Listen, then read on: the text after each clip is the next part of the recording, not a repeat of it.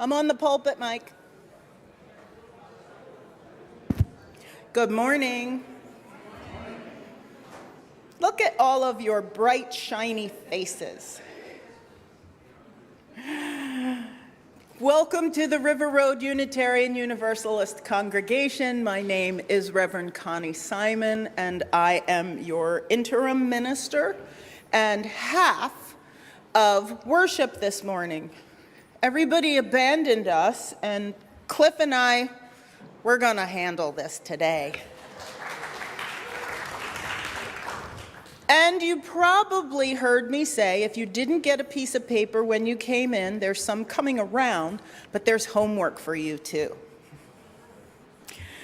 If this is your first time here, welcome. Stop by the welcome table. Actually, Natalie is here, and she can help you get acclimated to all things River Road and connected to our newsletter. If you're watching on YouTube in your pajamas because you didn't want to get up and come outside, good morning. Please join in the chat with our online host. If you're watching this at a later date and have questions, please visit our website. So I have a few announcements, and they all take place on, can anybody guess what day of the week? Wednesdays. Next week on the 3rd, actually that's this week coming up, December 3rd on Wednesday, Adrian Graham, our Director of Congregational Life, is having a class called What is You to You? So for those who are new to Unitarian Universalism or new to River Road or just feel like having a conversation, join in. On the 10th, I am teaching a class called Sources of Our Faith. People talk about the 7 principles a lot and the 8th principle, but I never heard too many folks talk about the 6 sources. So we're going to talk about the sources. December the 14th, Music Sunday. It's holiday music from different traditions. Thank you, Cliff. The following Wednesday, December 17th, Blue Vespers. For those who maybe have just had enough of Christmas and all the holidays and you just want to come and do something different, come and join us that day. Our holiday pageant featuring our youth will happen on December 21st, and we are celebrating different holiday traditions. And finally, December 24th will be our Candlelight Christmas Eve service. That's also on a Wednesday, which leaves one more Wednesday, December 31st, and that's a special surprise. So you have to wait. Details for all of our programs and upcoming events can be found on our website at rruuc.org and in Realm. And if you don't know what Realm is, you need to talk to Natalie on your way out.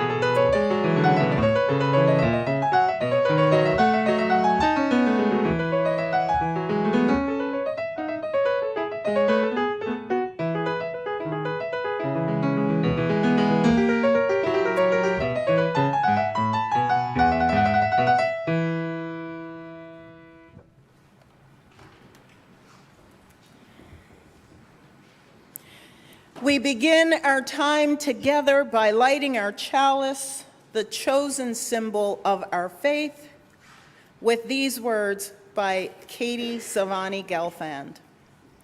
We light our chalice as a symbol of gratitude as we celebrate the abundance of our lives together. In this sanctuary, we harvest bushels of strength for one another and offer our crop with the hands of compassion and generosity. In the authentic and gentle manner of our connections, we cultivate a simple sweetness to brighten our spirits. May we be grateful for the ways we nourish and uplift each other, for it is the sharing of this hallowed time together that sustains us. Please rise in body or spirit as you are willing and able, and let's sing When Our Heart is in a Holy Place, hymn 1008.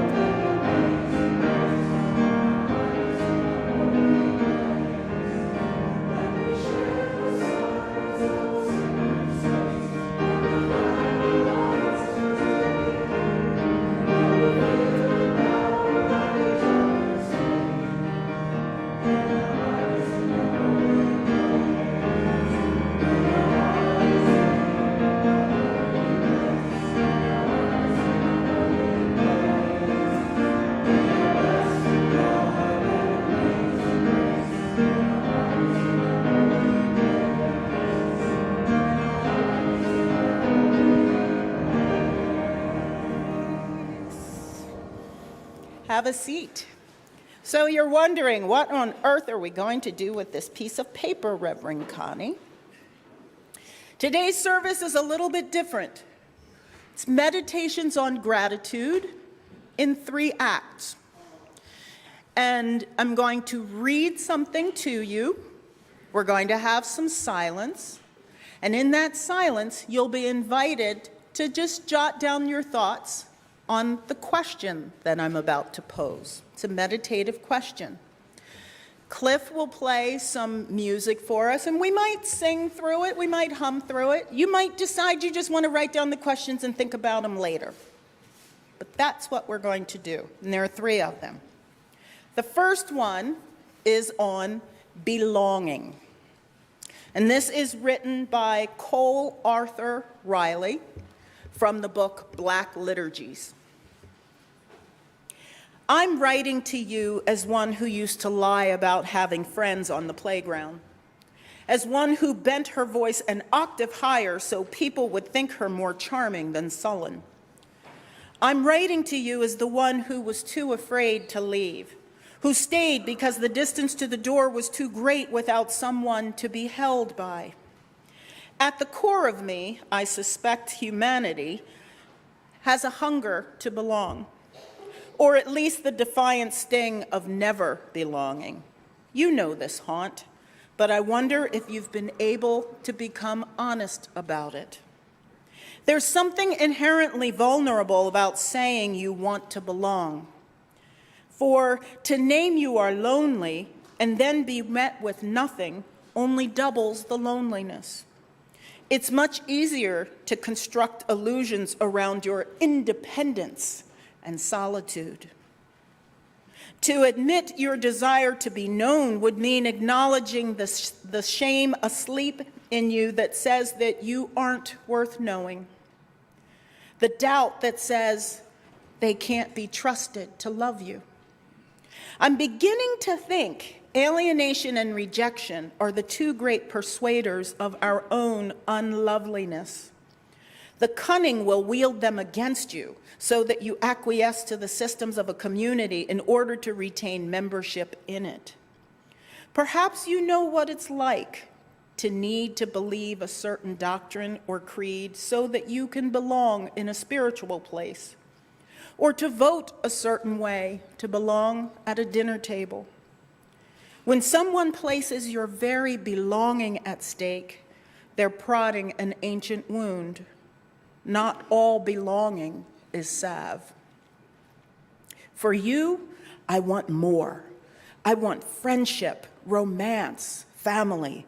I want a community that will not destroy you. I want belonging that isn't always at risk, that isn't always being threatened. For you, I want the sense of self required to walk away, to forage for solid bonds. To be known is not frivolous. It is survival. You will not survive by self-care and self-love alone. Who will hold you? Who will remember you? You who are something to behold. You who are flawed and mysterious and needy and good. Belonging is not too great an ask.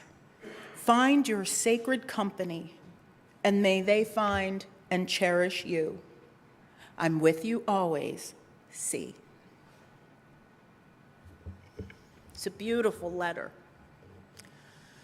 And on this day, in these times, so many of us, too many of us, are just seeking belonging.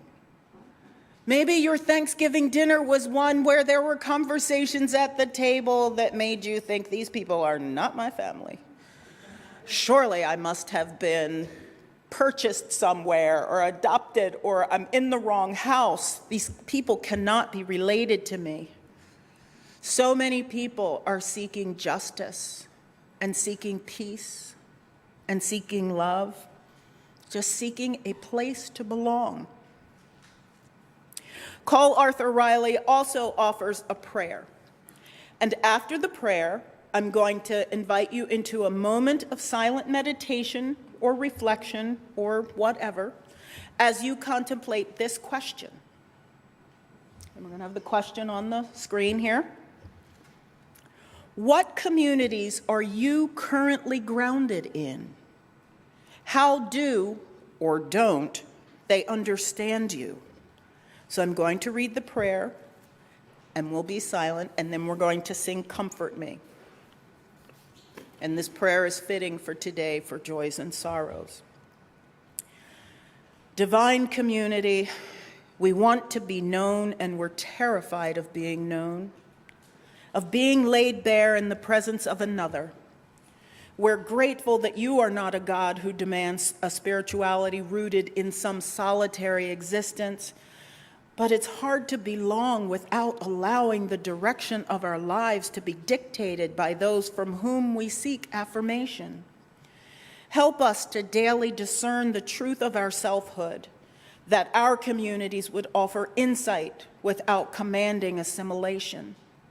As we find spaces that truly see us and know us, help us not to run from them. The more beautiful a thing is, the more terrified we are of losing it. Do not let this terror keep us from the love we were meant for. And as we learn to accept friendship and care, May we be stirred to extend it to others. Keep us from contributing to loneliness and dislocation in the world, knowing that our freedom is mysteriously entwined with the freedom of those around us. Amen.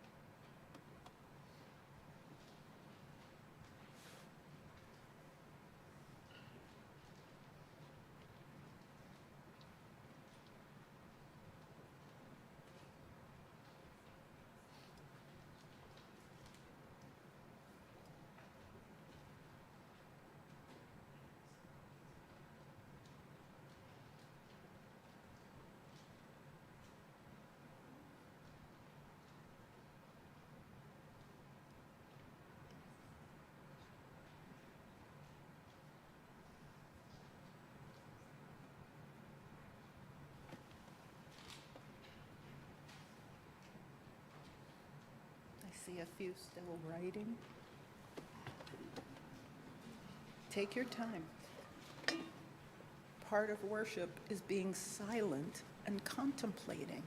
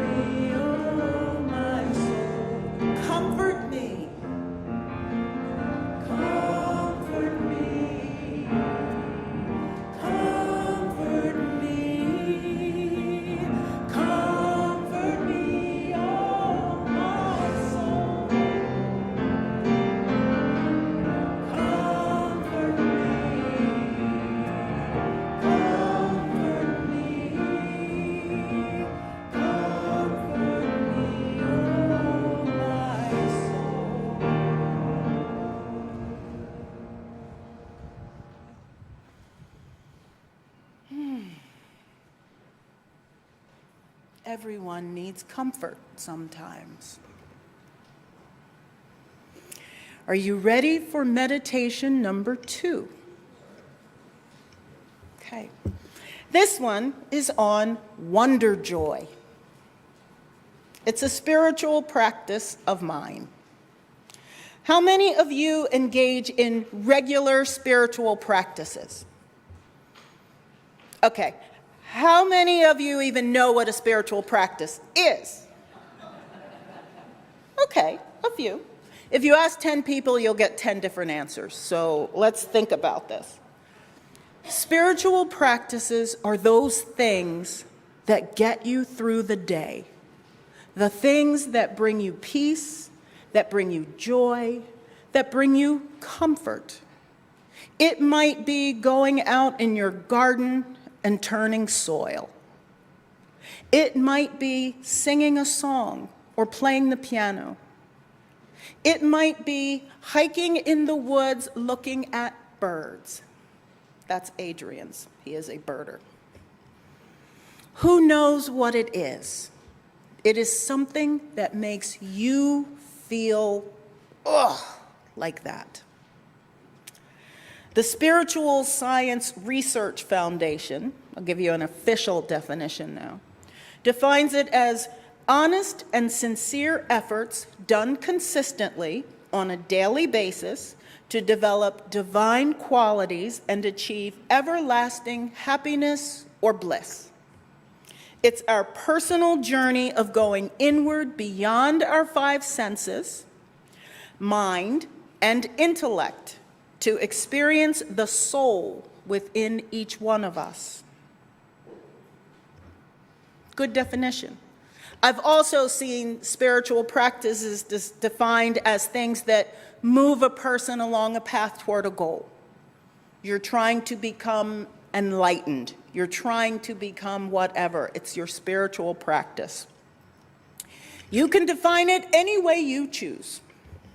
My spiritual practices are those things that keep me sane and guide my steps through this life, this ministry, and into the next one.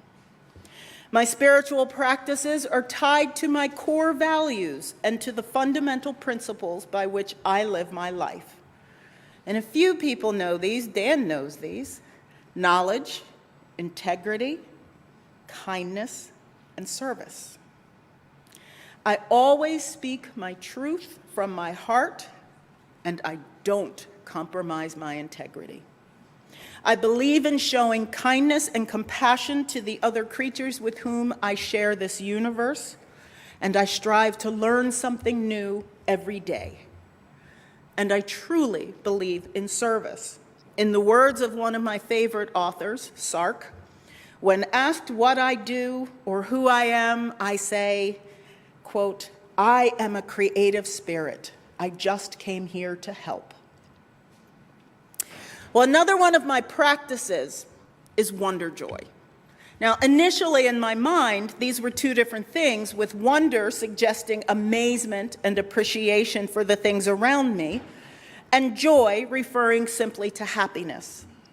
And then I came across Experiencing Tears of Wonder Joy, Seeing with the Heart's Eye by William Brand.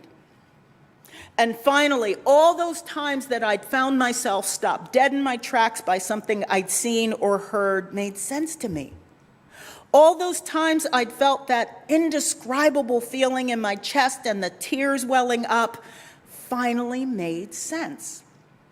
He says, "My skin erupts in goose flesh, hair standing on end. Something literally takes my breath away. I gasp involuntarily. Chills run up and down my spine. I feel a tingling around my eyes, my head, and the back of my neck. The tone of the experience is positive. Toward the end of the experience or afterward, there may be some sadness. In the midst of the experience, though, I feel love and compassion.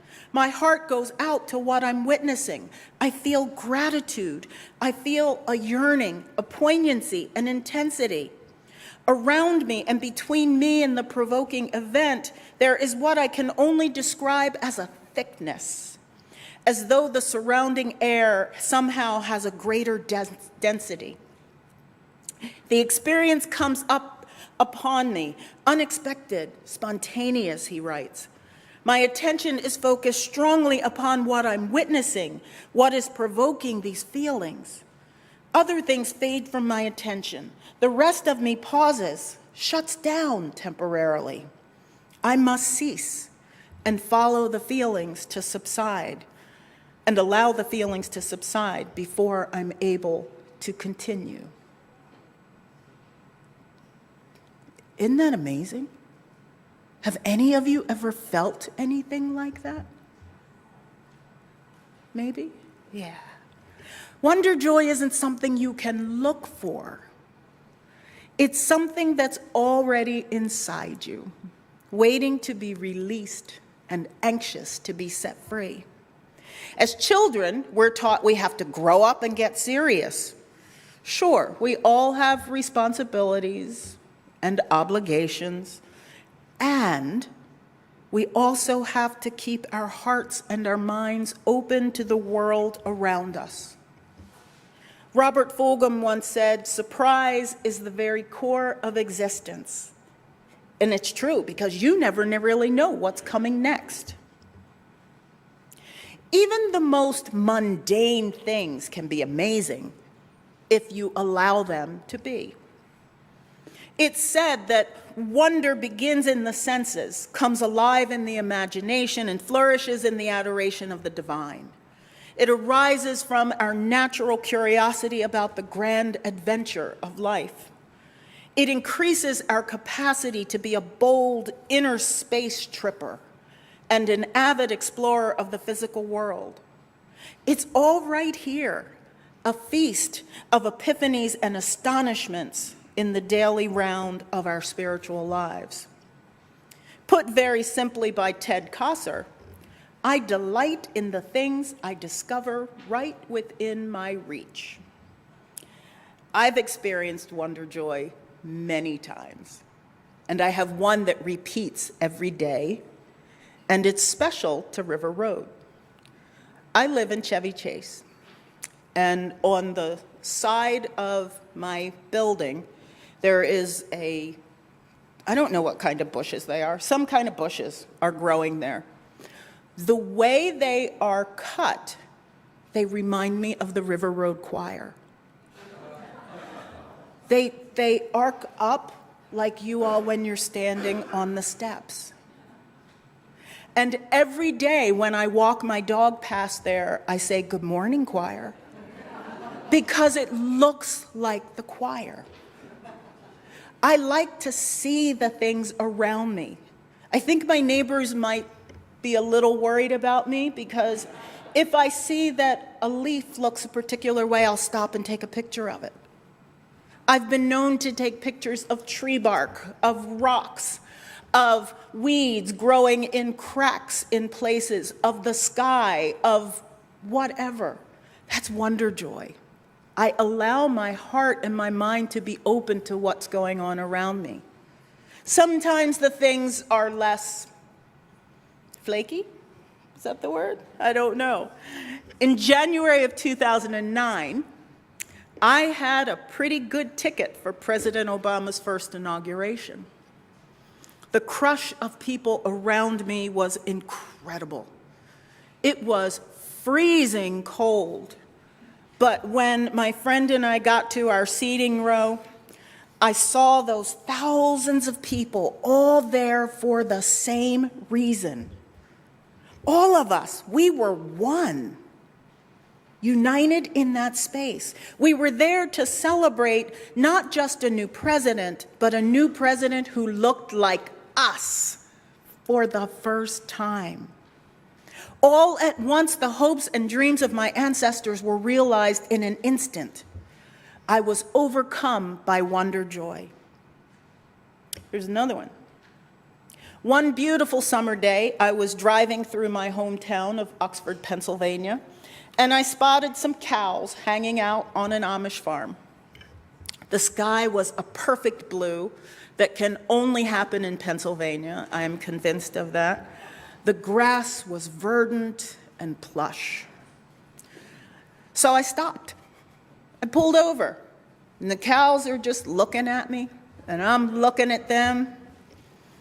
And then this one cow turned around and looked me dead in my face as if to say, "Nice day, huh?" That was Wonder Joy. I took a picture. It's in my office upstairs. It's always somewhere where I can see it and remember that day. I can smell the grass, I can smell the air, I can smell the farm. But that's what happens when you grow up in Oxford, Pennsylvania. Wonder Joy. English poet Adelaide Ann Proctor wrote about an episode of musical wonder joy in her 1858 poem, A Lost Chord. It was set to music by Arthur Sullivan in 1877 as a deathbed tribute to his brother Fred. When I was young, my mother used to play it and sing it to me. Even now, when I sit down at my piano at home, it's one of my favorite pieces to play and sing. I'm not going to sing it for you, but I'm going to read for you the poem, and then Cliff is going to play it while you are contemplating another question. So get ready, it's coming. Here's the poem. Seated one day at the organ, I was weary and ill at ease, and my fingers wandered idly over the noisy keys. I do not know what I was playing or what I was dreaming then, but I struck one chord of music like the sound of a great amen. It flooded the crimson twilight like the close of an angel's psalm, and it laid on my fevered spirit with a touch of infinite calm. It quieted pain and sorrow like love overcoming strife. It seemed the harmonious echo from our discordant life. It links all perplexed meanings into one perfect piece, then trembled away into silence as if it were loath to cease. I have sought, but I seek it vainly, that one lost chord divine, which came from the soul of the organ and entered into mine. It may be that death's bright angel will speak in that chord again. It may be that only in heaven I shall hear that grand amen. I invite you now to contemplate question number 2. Have you ever experienced wonder joy?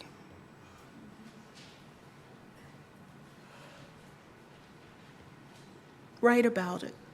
We'll be quiet for a bit, and then Cliff's going to play. And I'll try not to sing along.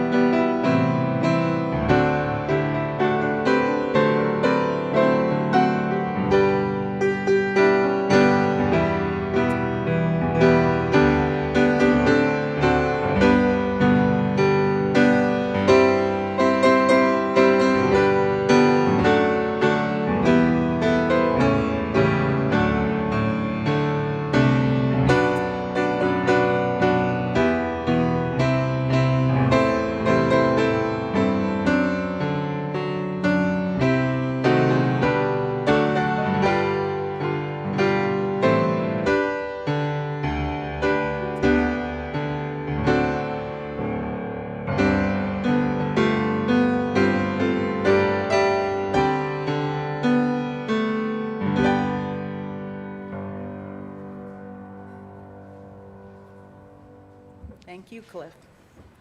It was like having my mom in here.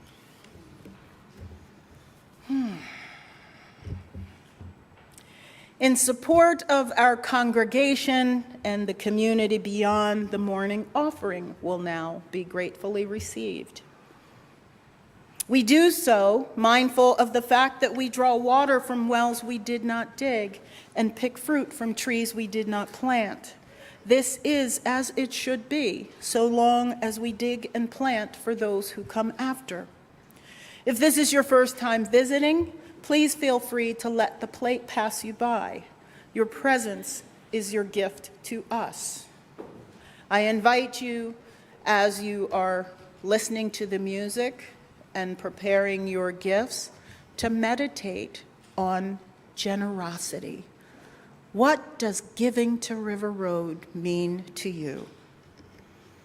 Thank you for sharing your time, talent, and treasures.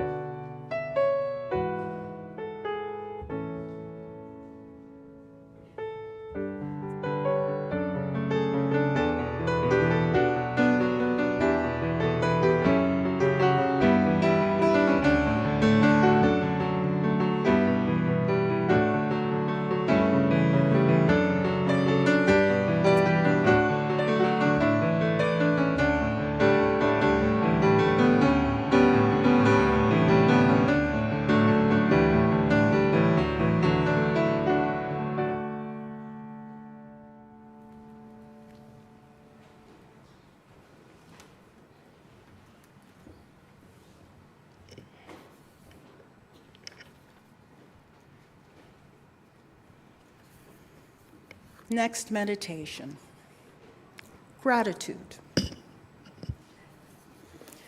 And this comes from Your Heart Was Made for This by Orrin J. Sofer.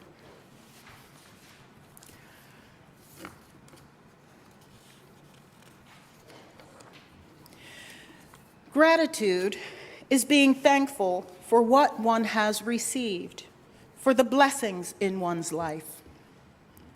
Gratitude teaches us to appreciate goodness. It nurtures presence, creates energy, and opens the heart. Gratitude has many flavors, from gentle happiness to pervasive joy, from sincere humility to deep fulfillment. Feeling gratitude, I often experience an inner gesture of bowing my head in appreciation, my hands raised in honor and celebration. Cultivating gratitude brings happiness. It transforms our inner life, improving our well-being. A growing body of research shows that gratitude is strongly and consistently associated with greater happiness. It helps people feel more positive emotions, relish good experiences, improve their health, deal with adversity, and build strong relationships. Gratitude also counteracts negative bias, the pervasive habit of noticing what's missing. When the brain veers off into negativity rather than objecting, gratitude turns toward it with an appreciation and understands its adaptive function. Meeting our negativity bias with gratitude quiets it, allowing our hearts to rest. Gratitude, which wants nothing, subverts the culture of consumption, competition, and achievement. A mindset of gratitude opens the door to contentment and feeds generosity. The more we are aware of what we have received, the more we long to give back. This cycle of giving and receiving has kept Buddhism alive for more than 2 millennia, as monastics minister to laypersons who in turn donate food, shelter, clothing, and medicine to monastics. When we face how quickly the years pass and how radically everything can change at any moment, we appreciate the immense gift of being alive. The Talmud instructs Jews to recite 100 blessings every day, opening the eyes upon waking, seeing something beautiful, eating, drinking, and eliminating, washing one's hands, doing anything for the first time, and so on. Similarly, Thich Nhat Hanh taught short verses to cultivate awareness all day long. Such practices nourish gratitude for the uniqueness of each moment. When we leave a loved one, gratitude reminds us of impermanence. This could be our last goodbye.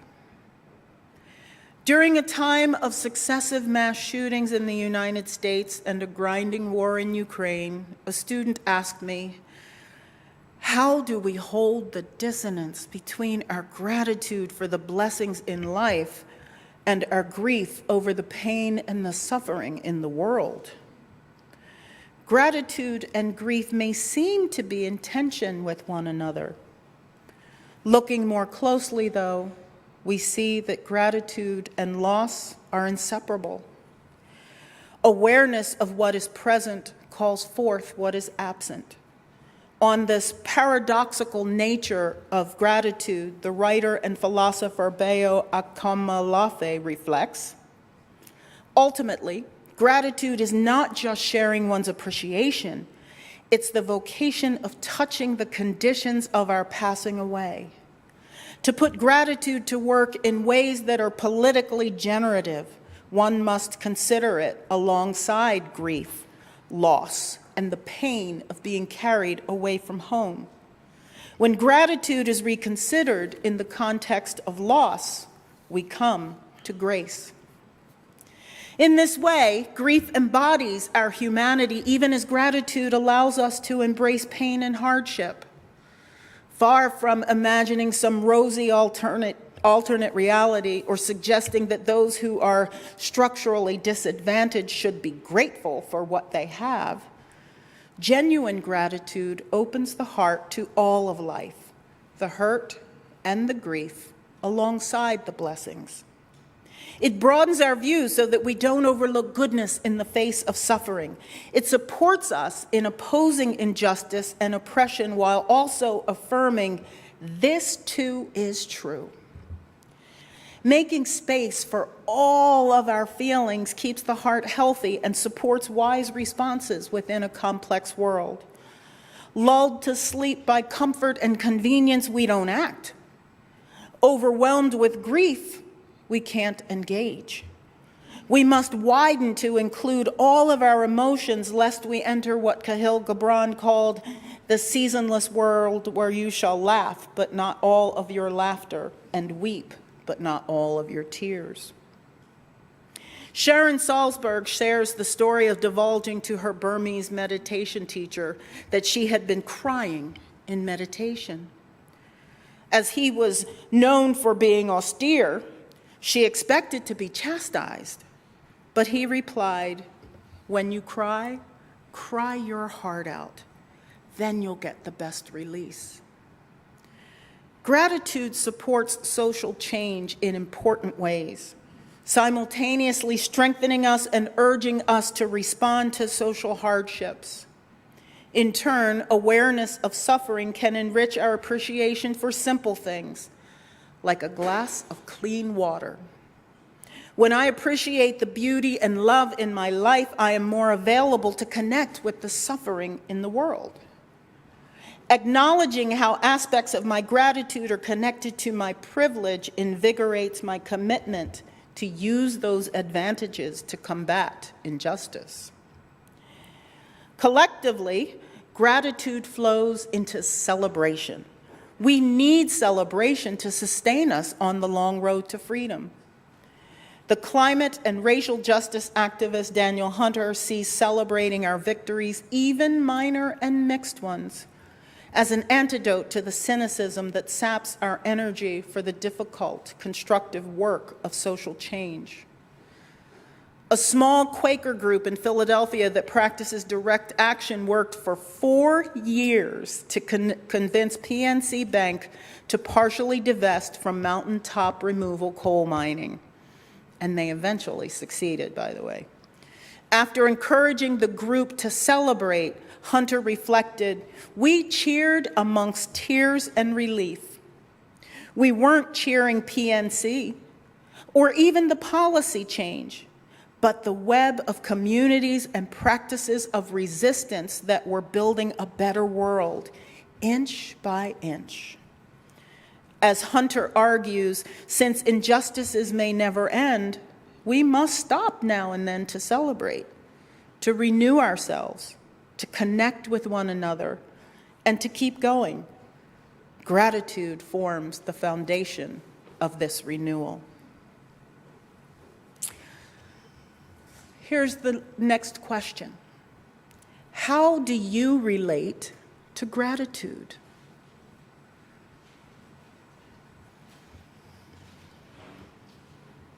How do you relate to gratitude? How does it make you feel?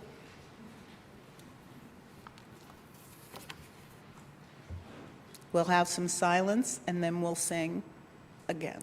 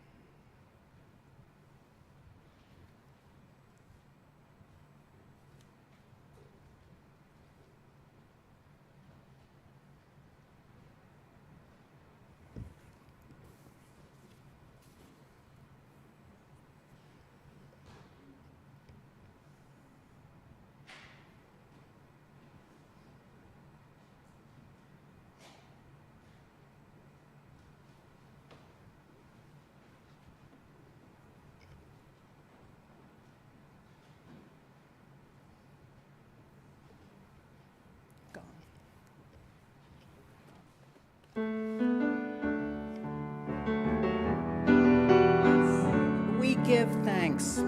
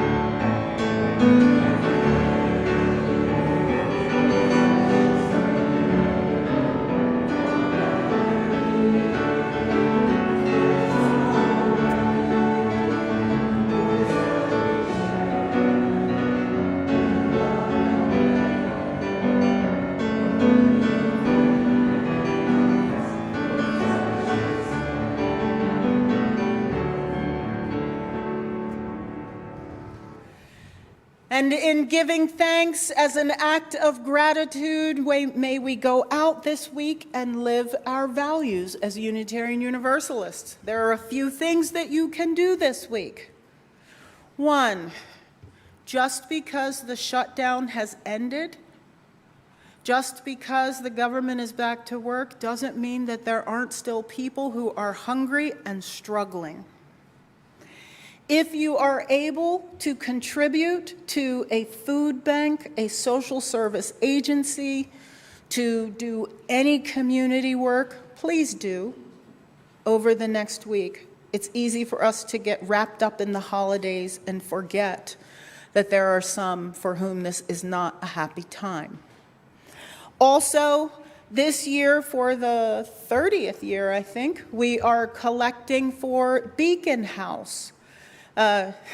Teenagers tend not to appreciate our shopping skills as much, so there are a lot of gift cards that they are asking for, but there are also some gifts. The list is outside in the foyer. Please, if you are able, please support Beacon House. And now we close our time of worship together by reciting together these words by Elizabeth Sell Jones. Together we say, "We extinguish this flame, but not the light of truth, the warmth of community, or the fire of commitment. These we carry in our hearts until we are together again." As we prepare to leave this place, may your heart be in a holy place. May you give thanks for the blessings of community and for the comfort of belonging. May the lost chord echo in your soul and spark moments of wonder joy. Go forth, knowing you are seen and you are loved.